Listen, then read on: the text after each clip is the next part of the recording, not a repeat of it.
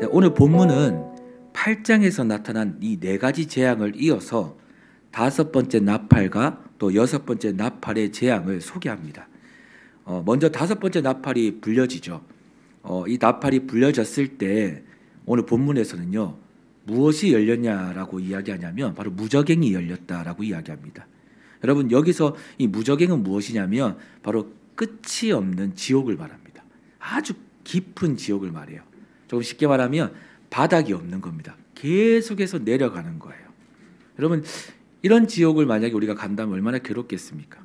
그러니까 끝이 없는 거예요. 이게 바닥이 없으니까 계속해서 내려가는 겁니다. 그 내려가는 내내 고통을 당하는 것이죠. 이 무저갱이요, 열렸다라고 얘기합니다. 다섯 번째 나팔이 불려지는 순간 이 무저갱이 열렸다. 근데 오늘 본문을 보니까 이 끝이 없는 지옥에서 이 무저갱이 열리는 순간 무언가가 올라왔다고 하죠. 그게 바로 말하면 항충이 올라왔다라고 이야기합니다. 그 항충들은 이 무저갱을 통해서 올라와 무엇을 했냐면 인을 맞지 않는 사람들을 괴롭혔는데 그 괴롭힘이 여러분 5달 동안 지속되었다라고 얘기해요. 근데 오늘 그 괴롭힘의 고통이 어느 정도였냐?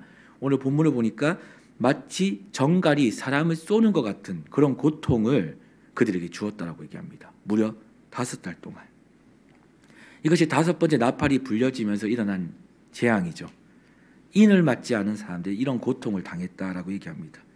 이 다섯 번째 나팔이 불려지고 그 재앙이 일어나고 있는 그 순간 또 여섯 번째 나팔이 함께 불리게 되는데 그 순간 어떤 일이 벌어지냐? 유브라데에서 4명의 천사들이 나타납니다. 그리고 그 4명의 천사들이 일어나서 무엇을 하냐면 2억이나 되는 이 마병대를 이끌고 불과 연기와 유황을 내뿜으면서 이 화염을 내뿜으면서 그 자리에 있는 사람 3분의 1을 죽여버렸다고 얘기합니다. 여러분, 오늘 이 3분의 1을 죽었다, 누군가를 죽였다라고 이야기하면서 오늘 이 말씀은 또 이 여섯 번째 재앙을 소개하고 있는데 이 재앙을 받은 사람들 가만히 좀 살펴보면 하나님이 갑자기 그들을 죽인 것이 아니라 그동안 그들의 행위에 대해 수많은 경고들을 반복적으로 또 지속적으로 또 오늘의 이 날이 곧 다가온다라는 그런 사실을 미리 알려주었다라는 것입니다. 그러니까 이미 이런 일이 일어날 것임을 이들에게 이미 알려주었다는 것이죠. 그런데 결국 그들은요, 끝까지 그 경고를 거부했다는 거예요. 받아들이지 못하고 거부했다는 것이죠. 그래서 이 엄청난 형벌, 또 이 재앙이요, 그들에게 임한 것이다라고 오늘 본문에서 말해주고 있는 것입니다. 여러분, 너무나도 무서운 일입니다. 그리고 또 생각해보면 진짜 이 일은 너무 끔찍한 일이죠. 아주 한순간에 정말 말도 안 되는 일이 일어난 거죠. 오늘 본문에서 우리가 한번 생각해 봐야 될 것은 과연 그들이 무엇을 거부했기 때문에 하나님의 경고, 그들이 거부했던 이 하나님의 경고가 과연 무엇인가? 이것을 한번 생각해 보면 참 좋겠습니다. 내용은 이것이에요. 뭐냐면 본문 20절과 21절의 내용인데요. 제가 한번 읽어드리겠습니다. 이 재앙이 죽지 않고 남은 사람들은 손으로 행한 일을 회개하지 아니하고 오히려 여러 귀신과 또는 보거나 듣거나 다니거나 하지 못하는 금, 은, 동과 목석의 우상에게 절하고 또 그 살인과 복술과 음행과 도둑질을 회개하지 아니하더라.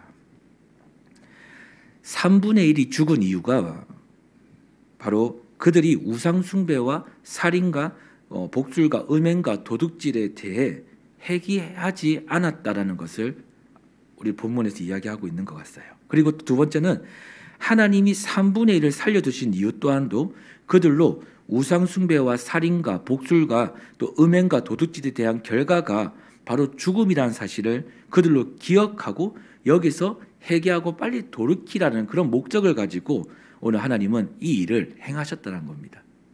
그러니까 결국은 뭐냐면 그들로 하여금 죽게 된 이유는 3분의 1이 죽게 된 이유는 회개하지 않아서 죽게 된 거고요. 그리고 3분의 1을 살려두신 이유도 그들로 하여금 회개하라고 하나님이 살려두셨다는 거예요. 무엇으로부터요? 우상 숭배와 복술과 또 음행과 도둑질과 살인에 대해서. 그들의 삶에서 나타난 그 행위에 대해서 하나님 빨리 회개하라고 그들로 살려두시고 또 그들은 또 한 부류는 죽었다는 것입니다. 여러분 오늘 22절을 보니까 결국 그들은 어떻게 됩니까? 이 3분의 2 살아남았던 사람들은 어떻게 됐냐? 결국 그들은 죄를 끝까지 회개하지 않았다라고 얘기해요.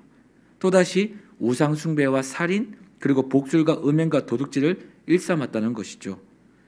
여러분 오늘 이 본문을 묵상하다 보면요 2가지를 발견할 수 있습니다. 뭐냐면 첫 번째는 하나님의 자비입니다. 두 번째는 무엇인 줄 아십니까? 바로 우리 인간의 완악함이에요. 그러니까 오늘 본문은 2가지를 우리에게 깨닫게 해주는 것 같습니다. 하나님의 자비와 하나님의 완악함을 동시에 보여주므로 하나님의 그 뜻하신 일들이 무엇인지를 우리에게 이야기해주고 있는 거죠. 여러분 하나님은요 어떻게든 우리를요 죄에서 돌이키시기 위해 자비로 회개할 수 있는 기회들을요 끊임없이 우리에게 주십니다. 방법을 주세요. 어떻게든 우리를 돌이켜서 하나님의 그 뜻하심 속에 살 수 있게끔 회개해서 다시금 변화되어 살아갈 수 있게끔 우리에게 기회를 주시죠. 근데 문제는 무엇이냐면 우리의 완악함이 그 하나님의 기회를 거부한다는 거예요. 끊임없이요. 우리의 완악함이 계속해서 하나님이 우리의 삶을 변화시키고자 하는 그 뜻하심을 거부한다는 것입니다. 오늘 이 말씀은 여러분 이 말씀의 제목이 사실 불신자에 대한 이야기다라고 이야기하지만 실제로는요 그저 예수를 믿지 않는 자들에게만 해당되는 말씀인가? 꼭 그렇지 않다라고 생각이 듭니다. 오늘 말씀은 예수를 믿는 자이든 예수를 믿지 않는 자이든 모두를 향한 하나님의 경고라 생각합니다. 우리는 예수를 잘 믿는 것 같지만 때로는요 우리 안의 완악함이 하나님을 믿지 못하게 하고 하나님의 말씀을 거부하게 만들 때가 얼마나 많은지 모릅니다. 하나님은 우리에게 이렇게 저렇게 해라 또 하지 마라 그렇게 자신의 뜻을 알려주어도 우리의 완악함은 어떻습니까? 결국 하나님의 말씀을 믿지 못하게 하고요 불신하게 만든다는 것입니다. 그래서 하나님은 자신의 자비와 함께 공의의 하나님이 되셔서 우리의 삶에 찾아오시는데 때로는 여러분 우리의 완악함을 우리 안에 있는 이 죄를요 우리로 보게 하십니다. 보게 하세요. 죄에 따른 결과와 대가가 얼마나 무서운지를 우리의 삶을 통해서 그것을 알게 하신다는 것입니다. 사랑하는 여러분 우리가 이것을 믿고 있습니다. 뭐냐면 하나님은요 우리의 어떤 죄도요 반드시 분명히 용서해 주시는 분이십니다. 하나님 그런 분이세요. 우리가 어떤 죄를 지어도 하나님 분명히 우리의 죄를 다 용서해 주십니다. 예수 그리스도의 보혈의 피로 다 용서해 주십니다. 그런데 여기서 꼭 기억해야 될 것이 있는데요. 그것은 뭐냐면 어떤 죄든 그 죄에 대한 대가는요 반드시 있다는 거예요. 이게 참 무서운 이야기죠. 저에게는 조금 부담스러운 이야기입니다. 하나님 우리 죄를 다 용서해 주십니다. 작은 죄든 우리가 생각하는 기준에서요 큰 죄든 하나님 앞에서는 다 그 은혜로 말미암아 용서를 받죠. 그런데 작은 죄든 큰 죄든 그 죄의 무게와 상관없이 어떤 죄든지요 그 죄는요 대가를 지불하게 되어 있습니다. 그 죄에 대한 대가는요 반드시 있다는 겁니다. 여러분 다윗이 죄를 지은 이후 하나님은 다윗으로 그 죄에서 완전히 떠나게 하시기 위해서 죄의 결과가 무엇인지 죄에 대한 그 대가가 무엇인지를 이스라엘의 반란과 역병을 통해 알게 하셨죠. 이때 하나님은 자비가 아닌 공의로 다윗에게 임하시는데 이유는 죄를 지은 다윗을 혼내고 그냥 그렇게 버리시려고 하셨던 것이 아니라 다시는 다윗이 그 죄의 자리에 서지 않도록 다시는 다윗이 죄로 인해 약해지지 않도록 그리고 다시는 다윗이 모든 것을 죄로 말미암아 잃어버리지 않도록 그렇게 하시기 위한 하나님의 사랑이었다는 것입니다. 그것을 깨닫게 하시기 위해서. 여러분 이게 뭐냐면요 바로 하나님의 공의입니다. 심판하시는 거예요. 죄에 대해서 정확하게 옳고 그런 것을 판단하시고 심판하셔서 또 그 죄에 대한 대가를 심판으로 말미암아 나타난 결과에 따른 대가를 지불하게 하셔서 다시는 이 죄를 짓지 않게 하시기 위해 하나님께서 우리에게 보여주신 사랑이라는 것입니다. 이게 바로 하나님의 공의이죠. 다시 하나님의 그 뜻하심 자리로 나아가는 것. 우리가 하나님의 공의, 이 공의에 대한 은혜를 받게 되면요, 어떤 은혜가 있냐면 우리가 다시 말씀의 자리로 가게 되는 것입니다. 그리고 다시 하나님의 뜻하신 자리로 갈 수 있게 되는 것이죠.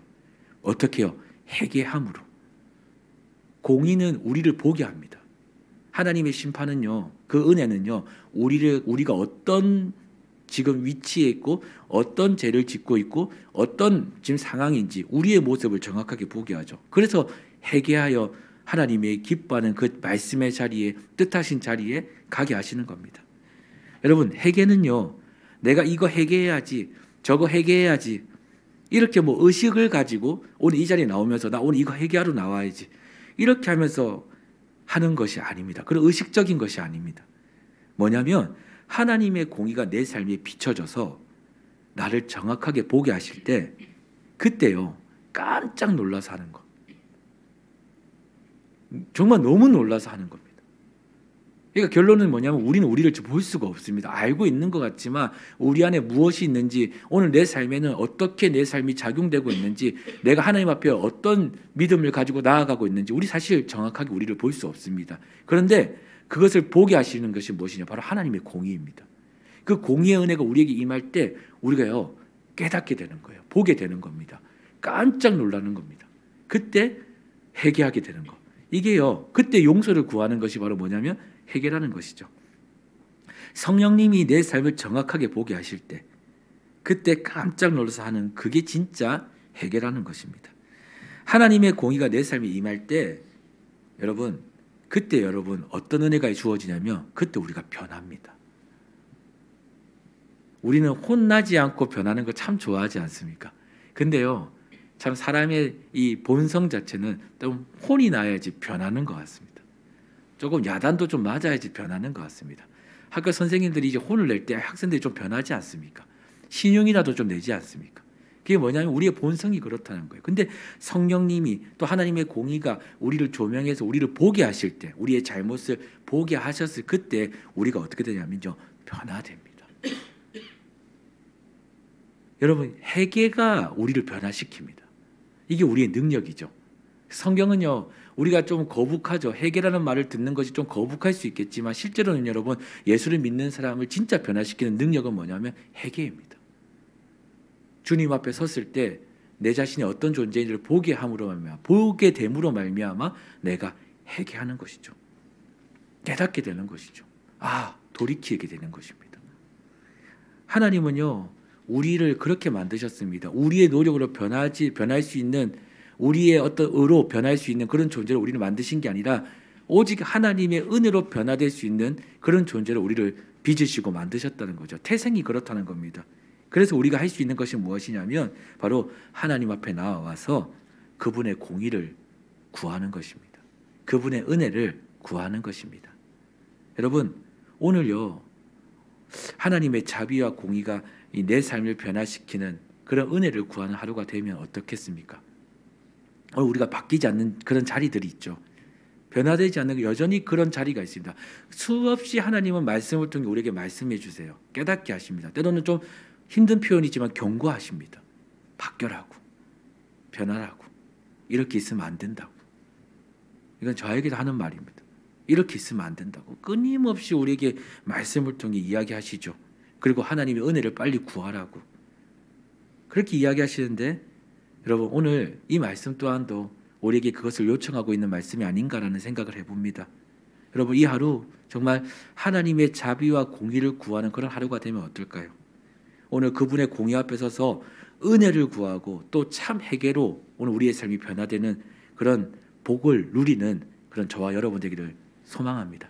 이런 축복이, 바로 우리가 변화되는 이 축복이 오늘 주님으로 말미암아 다시 일어나는 그런 하루가 되기를 소망합니다. 하나님 우리를 사랑하십니다. 사랑해서 우리를 이렇게 때로는 말씀으로, 때로는 우리를 사랑해서 우리의 삶에 하나님의 주권 안에서 모든 것을 인도하고 있습니다. 오늘 그것을 믿는, 그리고 그 삶 속에서 하나님을 다시 찾아 주님의 은혜를 구하는 저와 여러분 되기를 소망합니다. 기도하겠습니다.